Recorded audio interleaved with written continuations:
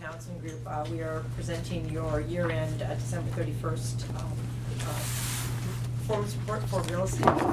I am going to be extremely brief given where we are in the day, and I will refer you to page 1 of our cover memo. Highlight for you that your performance continues to recover. That's reflective of the general market recovery.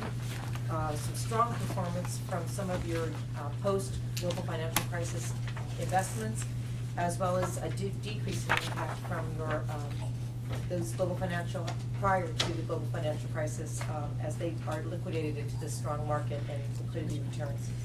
On the table on page 1, you see that your total portfolio return of 11.6 has exceeded your 8% target for real estate by 360 basis points. I think the most important thing to note here is that the opportunistic portion of your portfolio has, for the first time in a year, in a 4-quarter period, been a positive contributor to your portfolio. I'm going to talk a little bit more about that in a couple seconds. On page 2, the table looking at the 10-year numbers, we continue to lag on a 10-year number. That is because the global financial crisis does have a significant impact in that 10-year return. And we know that those assets have recovered, but they just simply haven't recovered sufficiently. If they recovered 20% off of the bottom, it was a 40% decline. It's 20% off of a lower number. So it takes a while to get back to those actual numbers that we had before. The table on the right shows why your opportunistic and your non-core portions of your portfolio are performing so well. These investments are listed as all of the investments you have made since 2010.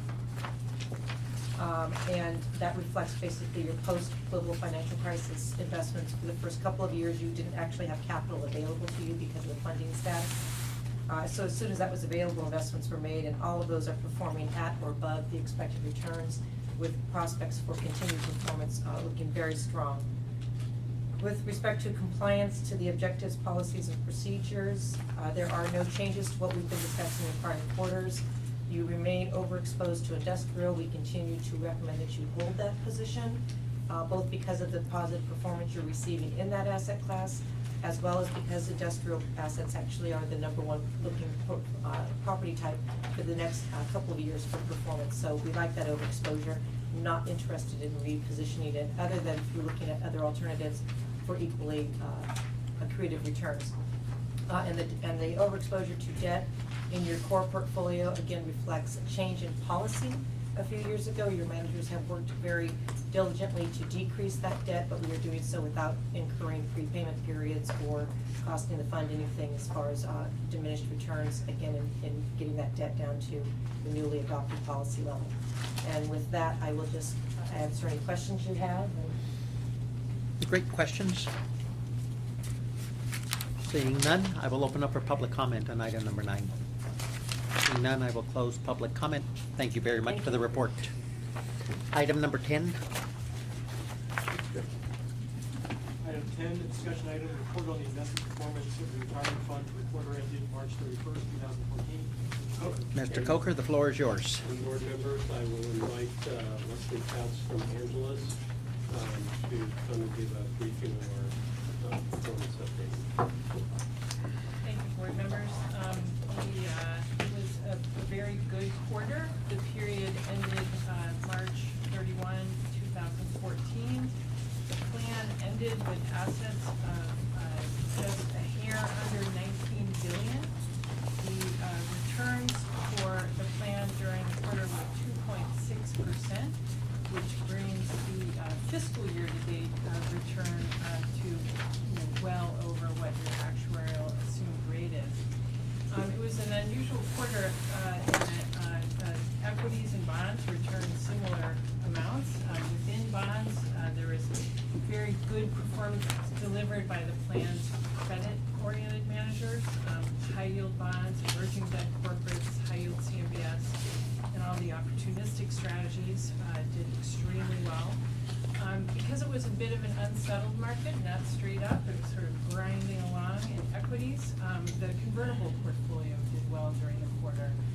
That's actually been a bit of a drag on performance since the financial crisis, since the recovery began in early '09. But it was a positive contributor to U.S. equities during the quarter. It was definitely a value-oriented quarter. We saw growth managers get hit very hard, and a lot of concerns about some of the valuations of tech companies, some of the darlings of markets were definitely held back. We definitely got good returns from small cap international.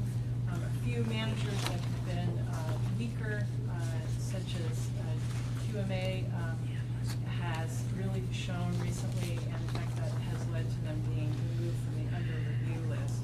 What we also saw during the quarter was a good uptick in the returns for both private equity and real assets, with some of the valuations that were not previously recognized coming through, and also just longer 5-year returns being very much improved by having the poor quarter of the financial crisis roll off. It was a mixed bag for active management.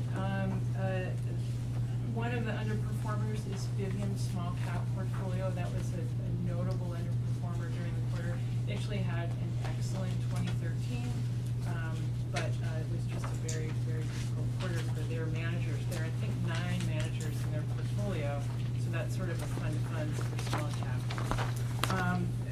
Wellington did poorly for emerging markets. They had a good overexposure to, or a substantial overexposure to underperforming markets in Russia and China was a particular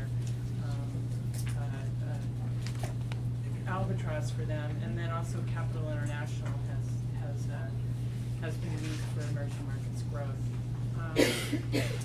I could, within the bond portfolio, as I said, there was just a lot of success and excess returns earned from the credit markets. I think there's been a lot of discussion about valuations within both equities, but also fixed income. Also, yields remain very low. I think there's been quite a bit of commentary about how, I think going into this year, there's a very hard and fast consensus that rates would rise, and in fact they fell. The bond market has been very benign. Credit markets have been very benign, and I think one of your managers, Oaktree, would say high yield seems very expensive, except compared to everything else, compared to what else is in the market, probably not as worrisome given a low inflation environment and very flush corporate balance sheets. But it's definitely a cause for concern that credit markets are getting a little from. So maybe I will stop there after those few manager comments and sort of what worked well and what didn't. There is commentary in our executive summary that goes through some of the personnel and other changes that have occurred for some of these managers, and I'd be happy to answer any questions on those. Great questions. Go ahead. You can maybe shed some light on this. Stone Harbor and Prima have been just great. What have they done right?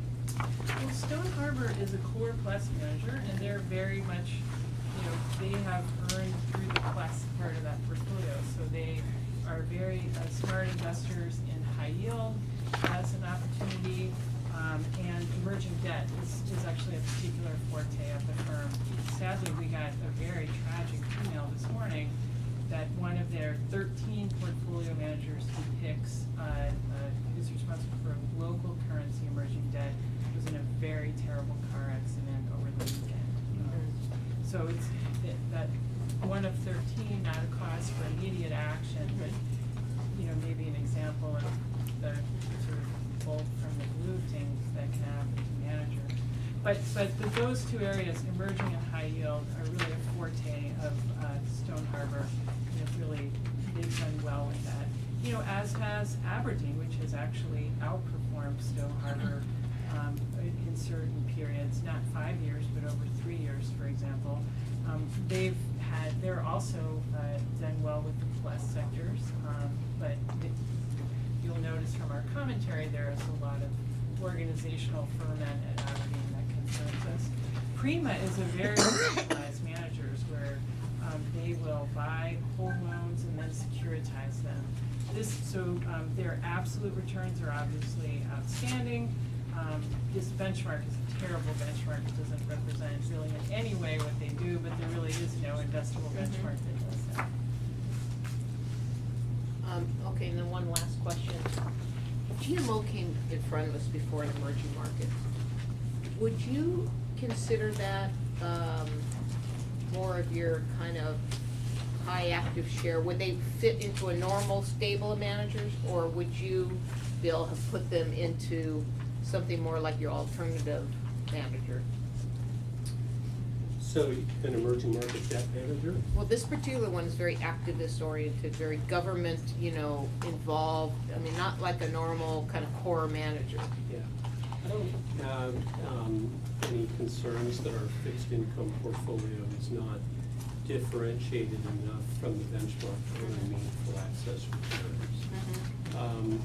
The compartmentalization of alternative equity is different because there is a great deal of overlap in our traditional public equity strategies with benchmark. So I Okay. think this GMO strategy Yeah, is just I fine got it where it then. is. Okay, that's it. Any other questions? Yeah, on page 15 of the report, is that a new benchmark? This is the total fund. At the bottom of it, you have SFERS weighted policy benchmark, which we've seen before. And then below that, it says alternative weighted policy. Is that a new one? Yeah, that's a benchmark that we have included for several quarters. I forget its exact inception, but I think it was Okay. sometime last year. And basically, that benchmark tries to capture the fact that we are not at a full allocation to both real estate and private equity. So the policy weighted benchmark is weighted by the strategic targets. So the full 16% allocation to private equity is assumed in that benchmark, even though the actual, as we know, is less than that. It's less than 12. That alternative benchmark reflects that actual weighting as opposed to the policy weighting. I get it. Okay, that's clear. Great, thank So, you. and you can see, there's a decent amount of volatility between the two because of those lags. Is it the ending actual weight or the beginning actual weight? How does it? You got Okay. it there. There's a footnote that explains the benchmark. I think it's the beginning weight. Okay, fair enough. That's it. Thank you. Commissioner Driscoll. It shows indirectly how we're doing tactically. Here's my question for actually the end of next quarter, the next quarterly report. Because if that's done in September and we have this large 90-day report, that's going to be a very loaded meeting, whether or not we have to think about that other discussion. But anyway, we pulled out the peer group comparisons from before. So I think it's one thing to look at, something to look at once a year. The particular managers I'm interested in have to do with Advent and Zazovi, the two convertible managers. Wellington in both areas. Now, I realize it may be easier to do it for all the managers in different styles, but I would like to see a peer group comparison. And then, I know you've done this before, that's why I like to do it once a year. The next report would be ending the fiscal year, but the duration numbers for the fixed income portfolio, where it stops just below Prima, and then where it stops just below Paramus. So leaving out the bank loan and all the opportunity funds.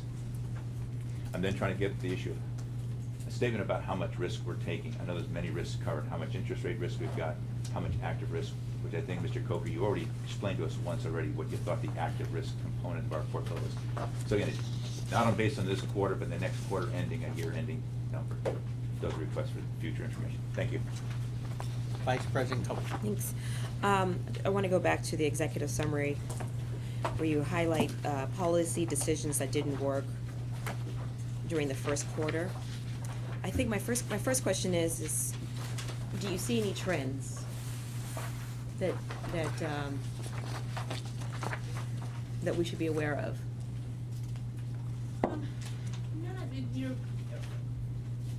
Definitely, I think the points mentioned here, and first of all, a quarter is a very short period of time, where this is Yeah, I really meant to understand that. just highlight things that, sort of the good and the bad of a very short period of time. I think, in terms of a trend, I think, some of the points here, could be trends that there is really, it is very episodic how active management does. The last, say, 12 to 18 months have actually been quite good for active management That wasn't so true during the quarter, but, you know, we see that go back and forth. So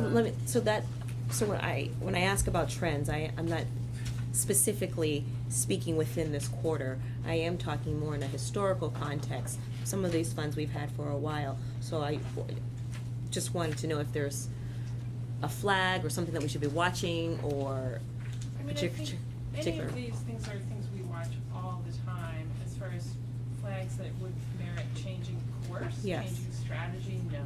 Okay. I do, you know,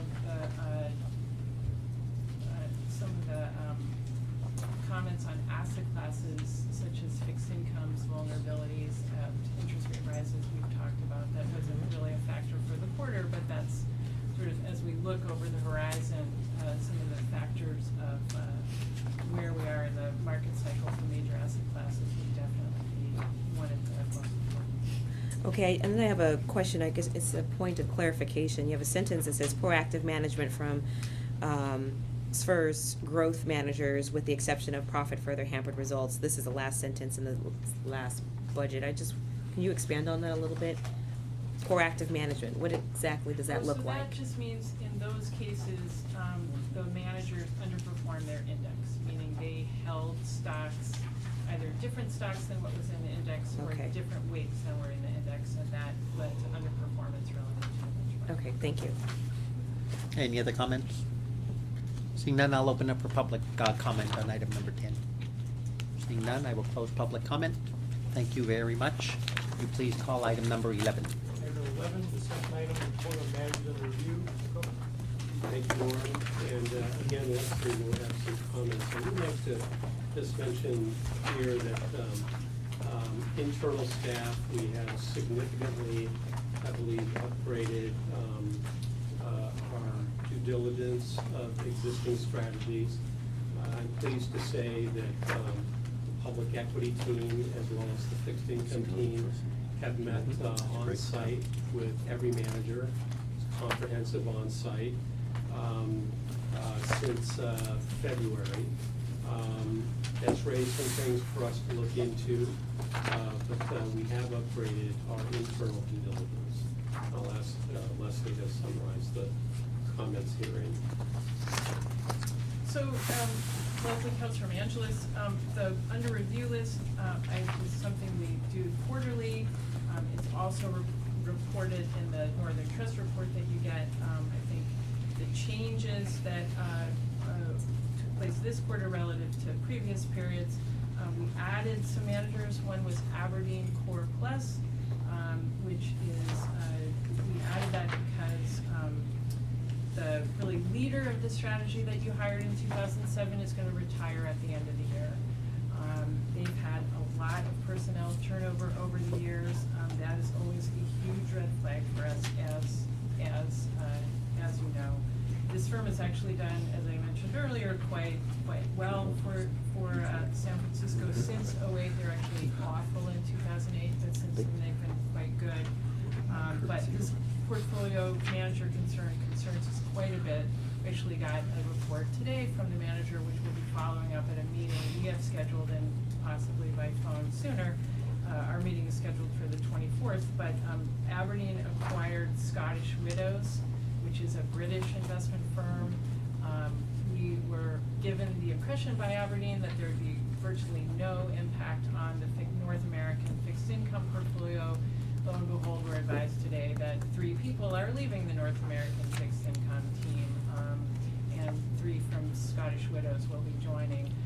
We've also been concerned about the fact that Aberdeen acquired Ardio, which was a manager that you had. So now we have quite a bit of concentration in a single firm that is, it's 1.2 billion of your assets. It's the biggest manager exposure you have other than to your internal staff for the S&P fund, which is larger than that. So we think that portfolio really should be trimmed in light of that concentration and these other concerns, and we'll be seriously evaluating whether further changes need to be made there. The other change, addition to the list, we put Northern Trust Global Investments, which is an index fund manager for you. The parent of that organization is Northern Trust Bank, which is your custodian. The bank received a subpoena in connection with security lending activities. The subpoena was from the SEC. So that's a cause for concern organizationally. It's probably it's definitely a couple steps removed from the asset manager, but we will be following up to see how that affects the index fund in which you invest. Then we did remove QMA. As I mentioned, they've really been performing well. They had a portfolio manager change in, or a CIO change, not a PM change, where the CIO moved to a research role and a new CIO was brought in. I feel that transition has gone quite well over the last 2 years, and performance has actually rebounded extremely well. So we've removed QMA from the list. Previously, Intech was on the list as well, and they were terminated at your May meeting. So those are the changes versus last quarter, and then I'd be happy to answer any questions on those and any of the remaining managers. I have Commissioner Bridges. yes, Leslie, you pointed out at Northern Trust that the bank received the, letter and not the investment manager. Where does securities lending report within the structure? Up through the bank. I know there is an MTGI component to that. Yes, Yeah. but securities lending reports directly to the bank, has no reporting into the, asset manager? Well, I actually cannot tell you the exact lines. There is a cash management component cash of the securities management lending that component. is part of NTGI. Exactly.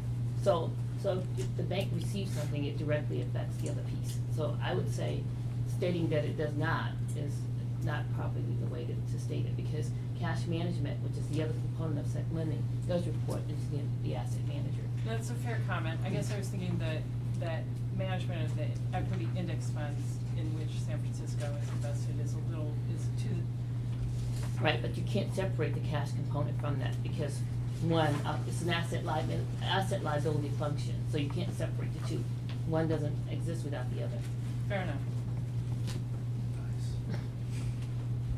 Commissioner Driscoll. Regarding Aberdeen, did you ask them for track record numbers of the 3 new people who will be on our portfolio? I literally got that email Just today, at well, 10 a.m. this morning. One, please do it, I would say Yeah. basically affirm that we would want them. I understand you've identified them for trimming for other reasons as well.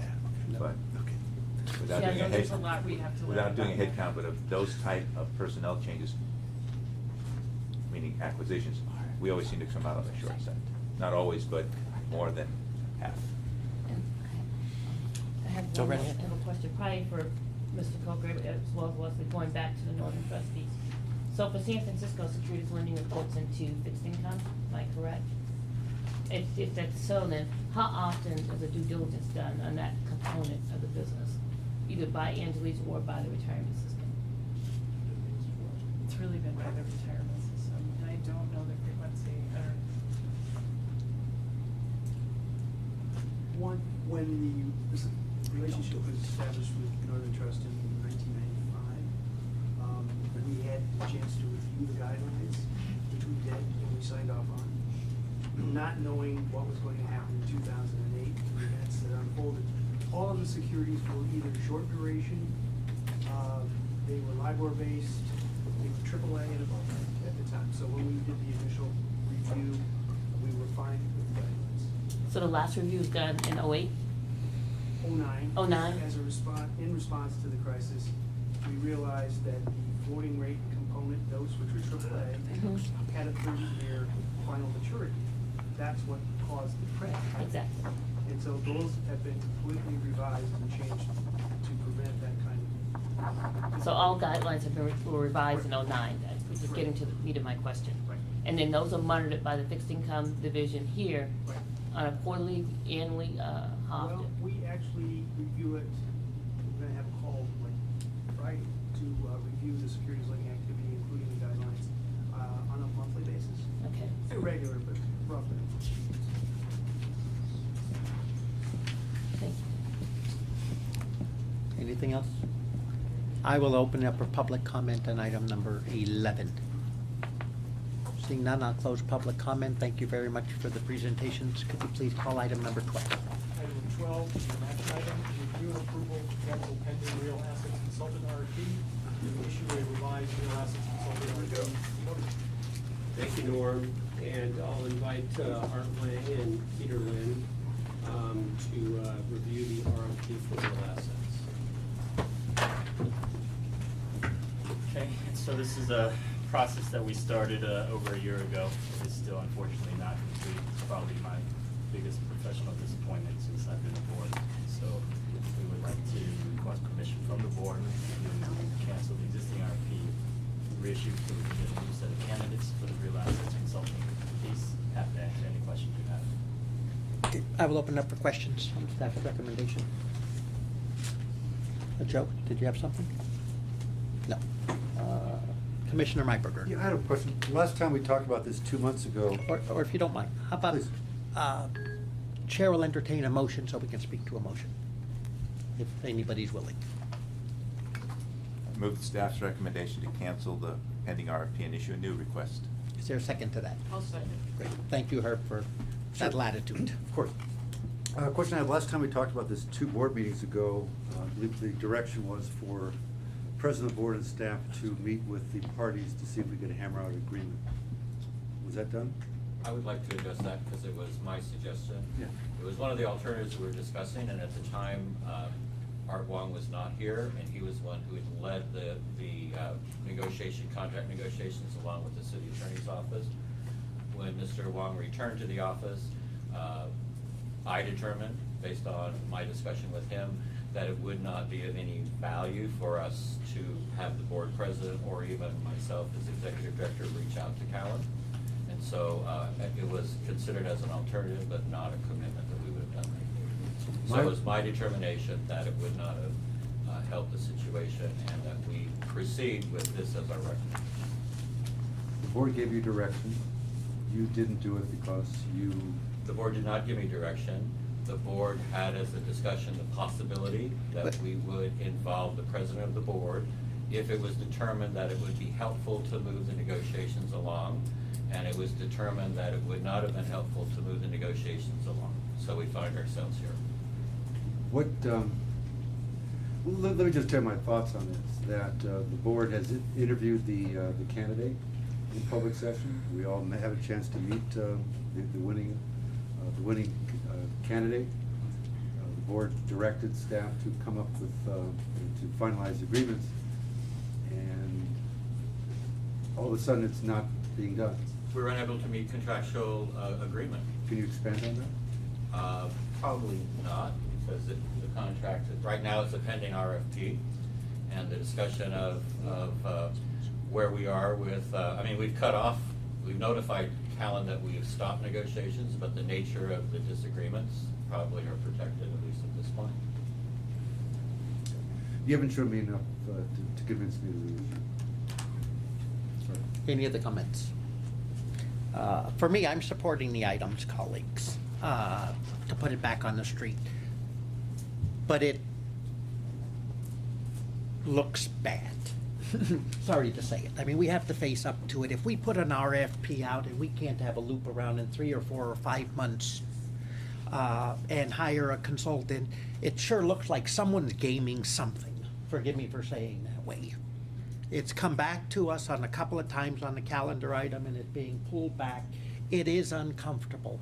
We have a reputation. People spend money to respond to bids. We have a interview process. We have a short list. We interview them. Let's get real. Callan, a giant for an impasse on a real estate contract? I mean, if we have an impasse with a giant, you better believe we should know what that impasse was. 15, 18 months into the game. If we want an 18-month RFP process, then let's change all of our rules. Let's change everything and say we need 2.5 years lead time for this stuff. We'd be out of business. But here's where the pain is. The pain isn't this RFP. The pain is there's someone that's working for us that sort of is just sitting out there knowing someone else was hired and winding down to some degree. And are we really gonna get the best investments if we shelf an RFP for a year? I promise you, I conclude that when an RFP is being slowly processed and a year passes, that we have missed opportunity in investments. There is no way our machine is running at its best. So I'm supporting it, I want us to go forward, but, you know, we have a job to do here to set policy, and policy is not to have 15 months. It's not to jerk around our current manager and tell them we don't know when they're out. And it's not right that we can't find our negotiations at impasse in a short period of time. President Eckers, I would suggest that we want to show you how quickly, but if also, according to process, we can process this. You notice the timeline on the schedule on page 10. We anticipate that we'll be able to deliver a finalist recommendation to you at the July 9th board meeting for your interview with an approval to hire potentially at the August meeting. And we'd like to have an opportunity to show you that we can do this, and we can meet this timetable, and we can still have a selection of highly qualified candidates. I understand your frustration, and trust me, no one is more frustrated than Mr. Wong in how long this process and the sort of the end result of this process, and we want to show you that we can do things differently. Great. May I just? Sure. I'd like to echo Commissioner Mackers's sentiments in terms of everything that he said. And I think that mistakes are gonna be made, and I understand that, but we need to find a way not to make the same mistakes twice. And through this, I hope that a lesson has been learned, and that I'm trusting that the president and the vice president have a good understanding of the mechanics behind this and are able to sort of help you guys sort of move this process along so that we are making forward progress instead of repeating the mistakes of the past. Any other comments? I will open up for public comment on item number 12. Seeing none, I'll close public comment. All those in favor of the motion? Aye. Passes unanimously. Yay. Thank, 6-1. I'm sorry, Commissioner Myberger. Thank you very much. Could you please call item number 13? Item 13, review approval for issue hedge fund consultant RFP. Okay. Mr. Coker, I will just take the liberty to continue this item in light of our previous item number 8. So without objection, I will continue to the call of the chair. Item number 14, please. 14 is the chief investment officer report. Thank you, Norm. Board members, the one item that I would like to update you here is on the status of the QC evaluation. That has begun. There are some intricacies regarding, the registration, researching local custodians, different things like that. I don't expect to have anything tangible to report to you in July as we had hoped. I do hope to have a report of substance to you in August. To give you an idea of just the cumbersome process that this can take, my former employer, my previous employer, began looking into this probably maybe 2.5 years ago. And they only agreed in the past couple weeks to go ahead and proceed with formally processing a QFE application. So it can take some time. It's not going to take us anywhere near that long. There were reasons related to some internal discussions within the organization why it did take that long. But there is a research effort involved for me to get you some information that you can rely on. Great, thank you. Questions or comments to Mr. Coker? If I could. Yeah, just one point on QFE. I would prefer the July if that's possible, because I plan to be away for the month of August. So if you could move it up, or either up or forward, I'd We appreciate will it. try. If it's not ready then, we could delay it to September. There's really no harm in doing so. But Thank we you. will try. Great. I will open it up for public comment on the Chief Investment Officer's report. Seeing none, I'll close public comment. Thank you, Mr. Coker. I have a question. Why would we want to delay if it can't be done in July, but it can be done in August? Why would we want to delay it to September if it's such an important item? This Q fee thing. It's, I would prefer July. It Pardon? was, I made, I'll it was take, my comment that I'll made take, that. I'll take the liberty, please. I don't want, the liberty is that it's an interest of Commissioner Myberger's, and I think that Mr. Coker was just offering that out of a courtesy. It's unfortunate. It's great to have a great vacation, but then asking to tie up and delay things, I think that's the wrong thing to do for the system. Though the Q fee will take quite a length of time to implement. That's why I said I prefer the July. That's Mr. Coker, when it's ready, you can bring it forward. Thank you. Thank you. Item number 15, please. Item 15, deferred compensation subcommittee report. Commissioner Canfield. We met in the middle of May and had an update on the stable value fund. We talked about the implementation of the Roth option, which was a long time coming.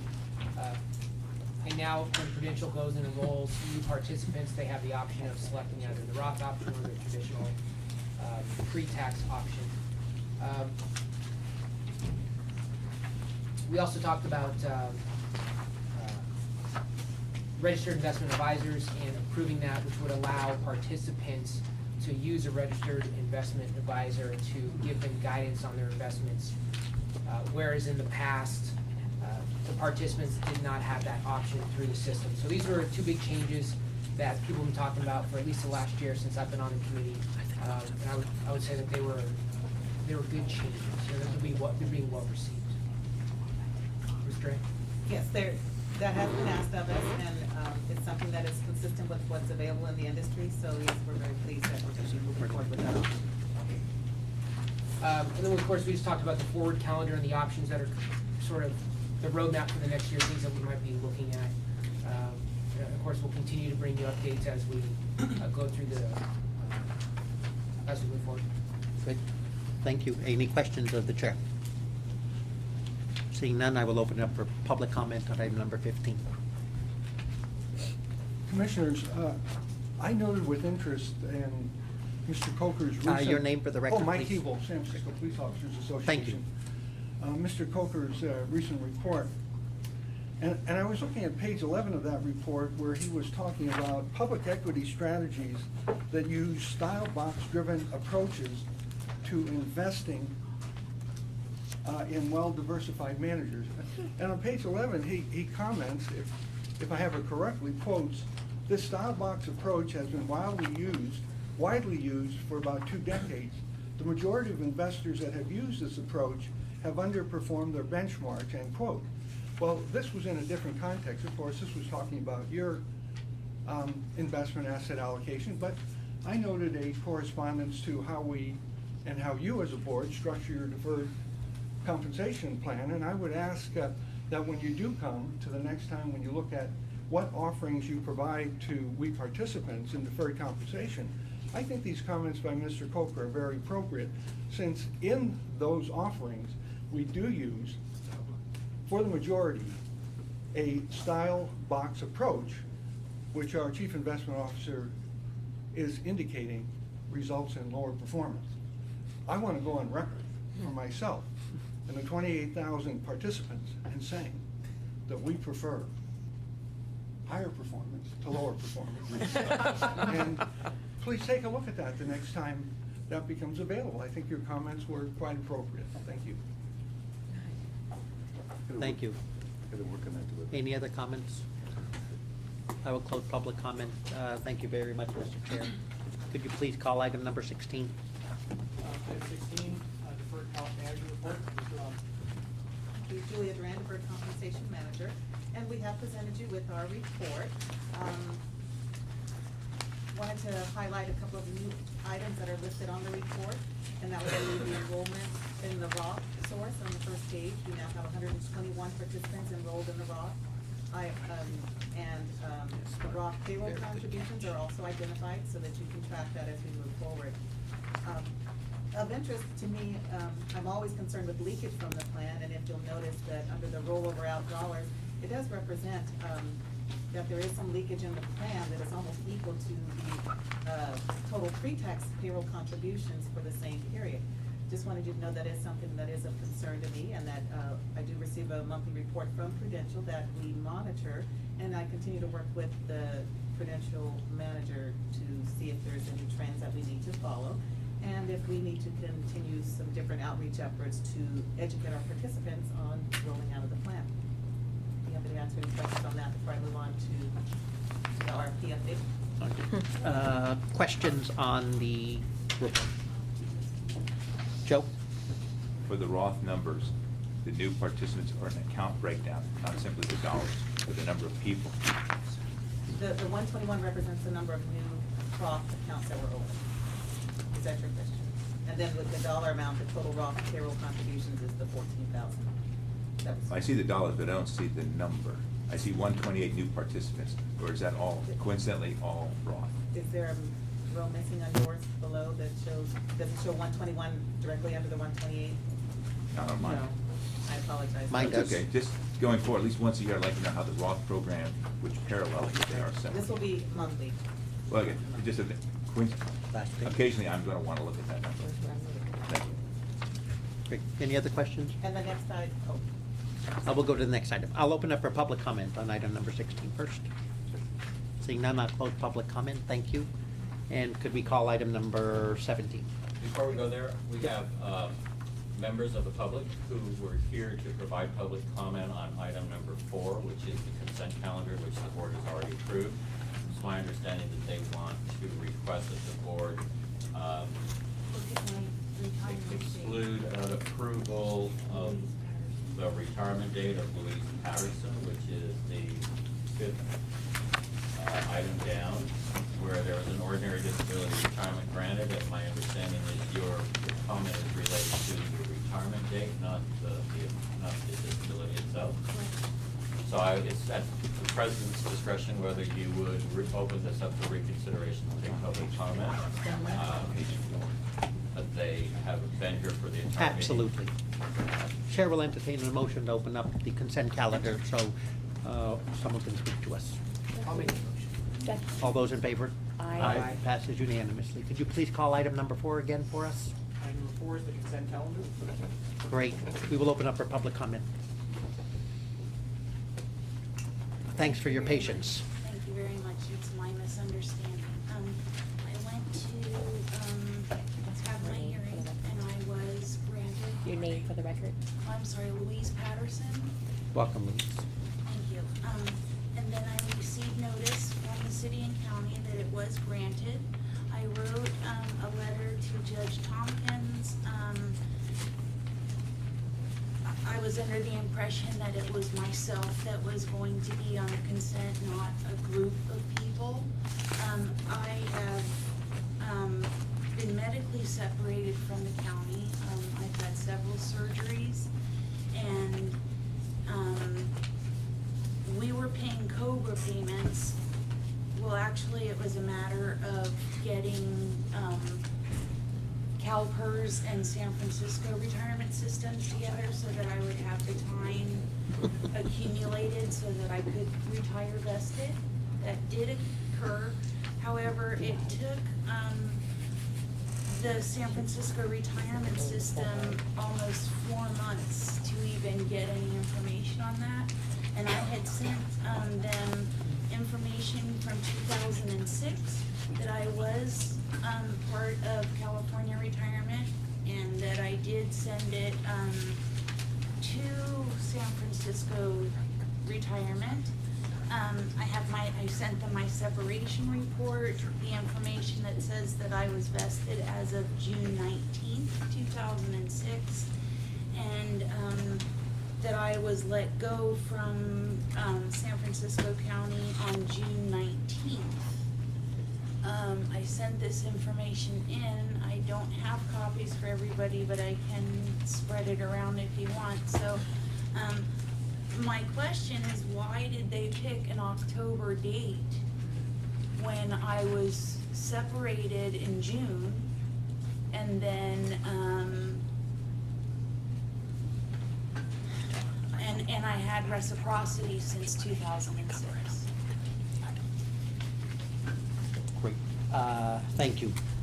Thank you for We listening. won't figure it out tabletop, but we'll give you ample time to work with staff and get some type of explanation from it.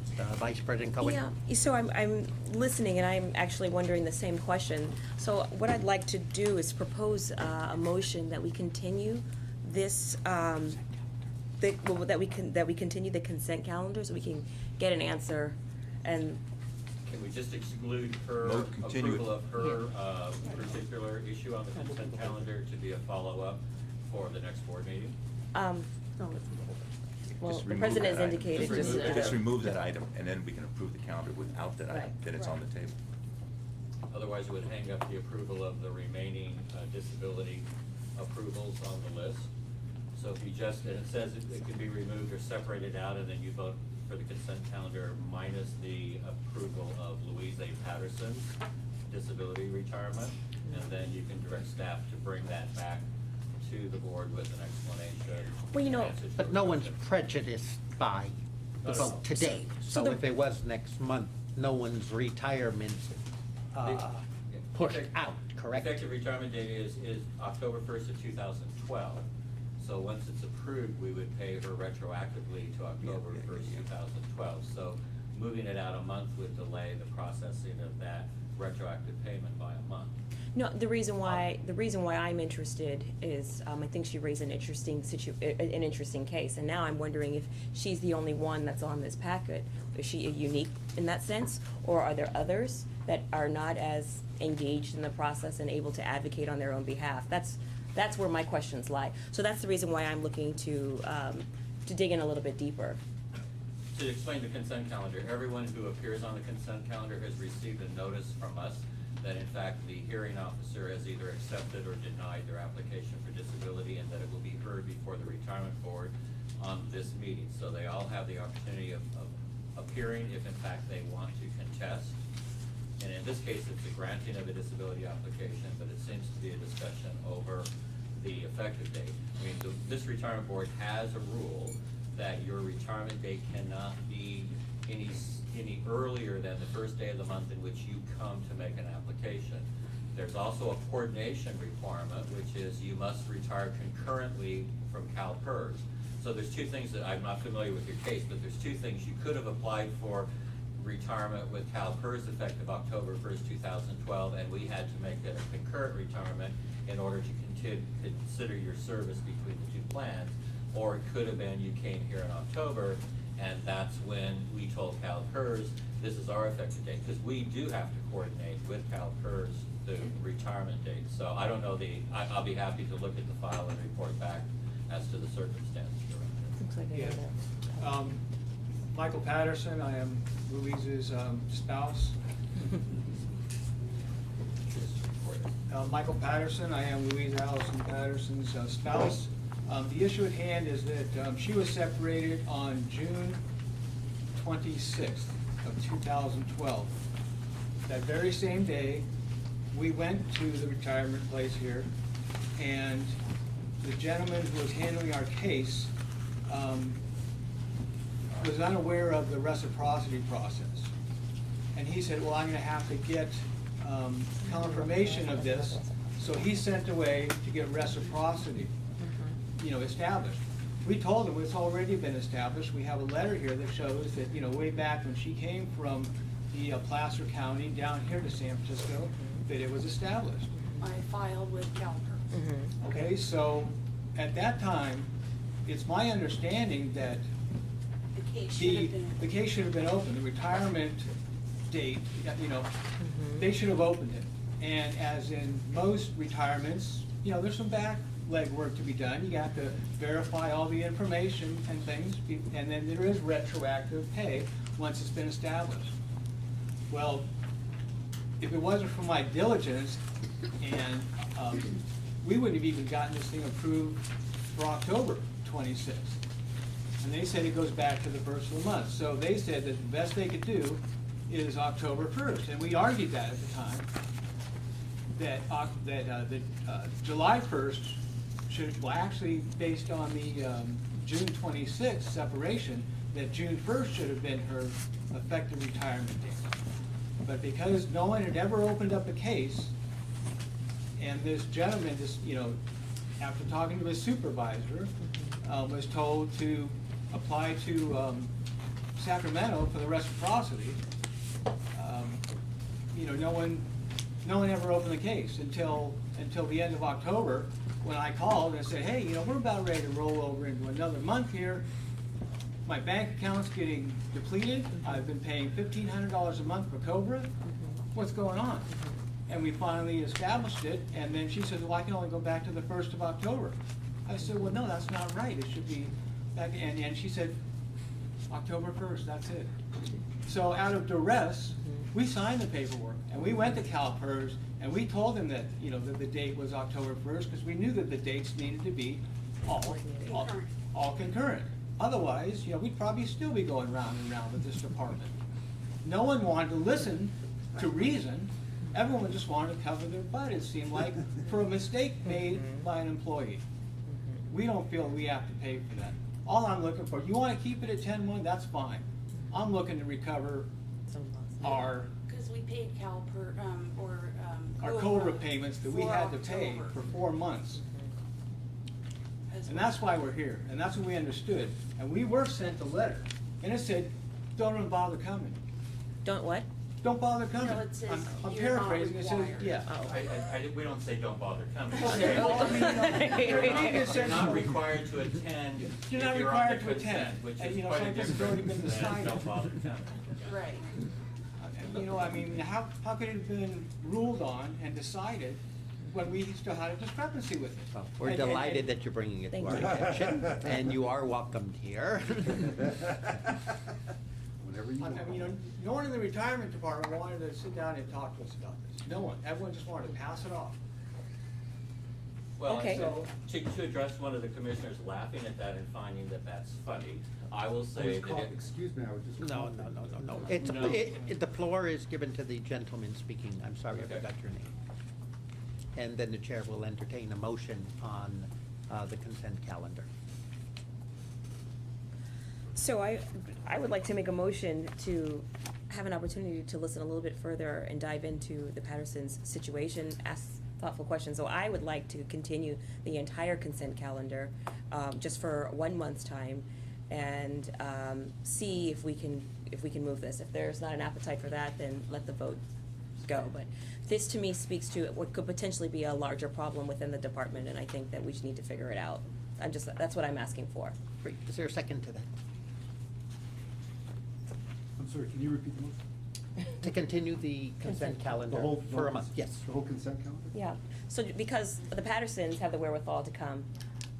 I would be more prone to just take that out, that one item off the consent calendar and continue that and adopt the remaining part. So what if we, through our investigation, find that there are other folks that are in a similar situation, but we pass the calendar and we move it forward? We don't address what could be a larger symptomatic problem. From other people. From other people. That's my only concern. I mean. I appreciate that, Vice President, and that's exactly where we're going with it, is that because due to the reciprocity issue, people were didn't understand it in your own retirement. Okay, I will go back to chair, will entertain a second to the motion. Chair will second it for discussion. I support the item. I would like to say that, I think if we approve the consent calendar and strip out the one person, that doesn't preclude us from, at the same time, directing staff to go back and review and make sure that anybody on the consent calendar who may have a reciprocity issue with their retirement can double check to make sure that everything is done correct. But if we delay the consent calendar a month, it prevents them from getting their payment for yet another month.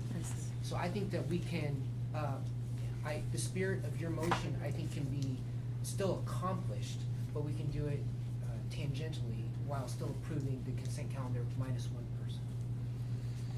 Can I ask a question? Commissioner Driscoll. I'm curious then, is there anything, action we can take today, since there's a hearing officer's decision involved, that would backdate their retirement? Because that's not before us either. Well, first of all, it's not calendar. Not an action. Yeah, And there's a what I would procedural say- issue here. We can't vote on solving exactly what they want, let alone tying up or delaying the rest of the And consent. what I would calendar. point out is that there are 2 additional ordinary disability applications, actually 3 additional ordinary disability applications on the consent calendar. That means that those folks most likely were only eligible for the ordinary disability, meaning they're not receiving a pension. Sometimes you apply for disability and you are eligible for an underlying pension, so you start receiving pension benefits. And I would suggest if we delay the entire consent calendar, because again, every one of the folks on here got the letter, not saying don't bother. It says your appearance is not required, but your disability is going to be considered at the next retirement board meeting, which will be held on this date at this time at this location. So I would say it would be a hardship to potentially 3 other members to table or delay the entire consent calendar.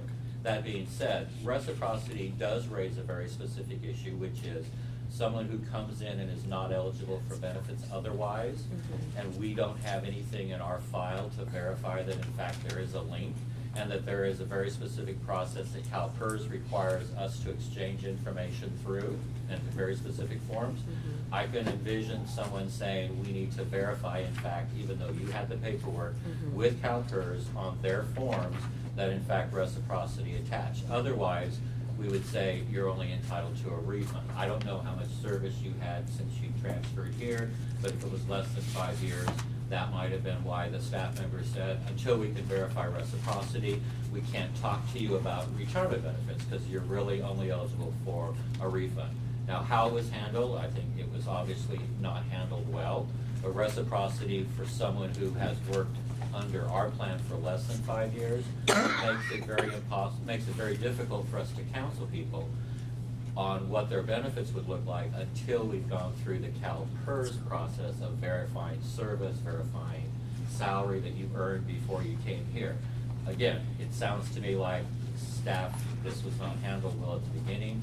We can have, the hearing officer most likely approved the effective retirement date. I don't know if it was an issue at the hearing, or whether you raised that as an issue for the hearing. It was an issue at the hearing. And so a hearing officer has determined that October 1st is the effective retirement date, which makes it more difficult for us administratively to change that. So we need to review the record, we need to review what was presented to the hearing officer, why the hearing officer determined that October 1 was the date, and then we would have to decide whether we wanted to challenge the hearing officer's determination that October 1 is the date based on the information. So, from that piece of information, if it was contested at the hearing, it makes it, the city attorney can talk to it, but it makes it more difficult for this board to administratively adjust the date to, June 27th, because it would have to be the day after you separated would be the earliest retirement date.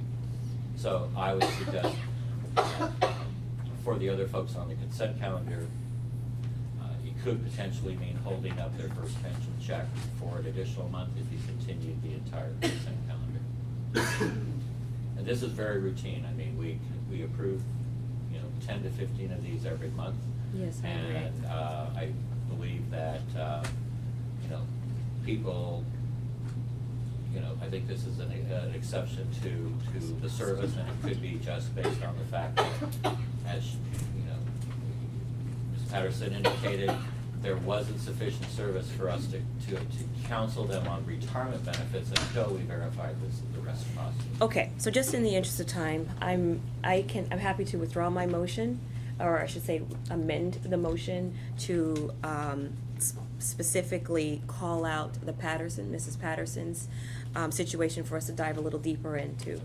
But I do want to make a couple comments here, because when we're talking about asset allocation, money, fund balance, and some of the heavy topics that we're talking about here, it automatically excludes people, particularly working class people. And oftentimes, when you're sending a letter such as what was read into the record, I'm concerned that not everyone has the wherewithal to come in, wait, I don't know what, you're here over 3 hours to sit and then we took a vote and you weren't able to follow the entire flow of the meeting. So I'm thinking about people who maybe English is a second language. I'm thinking about people who don't even have childcare, or well, I guess if they're retired, they're probably their children are already out there. But maybe they're raising grandchildren. Nonetheless, my point is that I think we need to do a better job, that we have some cultural competency, and that we're able to be a little bit more sensitive to our members, because we have a very diverse workforce that could be intimidated coming down here. So this is just an opportunity for me just to use the Pattersons as an example. Thank you for being my example. But to Mr. Patterson's credit, I like how he patted himself on the back for his hard work.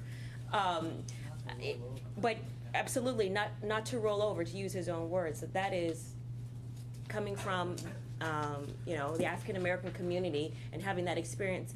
Many times we roll over because we don't understand something, and I think that that's really critical. That we take that into consideration. Maybe change the language. I don't know what exactly. I'm happy to work with you, Jay, and the staff to figure out something that's a little better than what we have here. So my motion on the table is that we pull out Mrs. Patterson's pull out her issue on the consent calendar, and then that we allow the others to go forward, because I don't want to be an obstructionist, and I don't either. I understand. So can I get? I'm sorry. Yeah, I'll be the second. Can I get a second? Maybe we have a second. Okay. I'll be the Discussion third. on the item. Okay. The motion Any is other the public consent comment? calendar, is it except Patterson? Yes, that is correct. I'll close public comment. All those in favor? Aye. Passes unanimously. Thank you. Thank you very much. Thank Okay. you. Item number 17, please.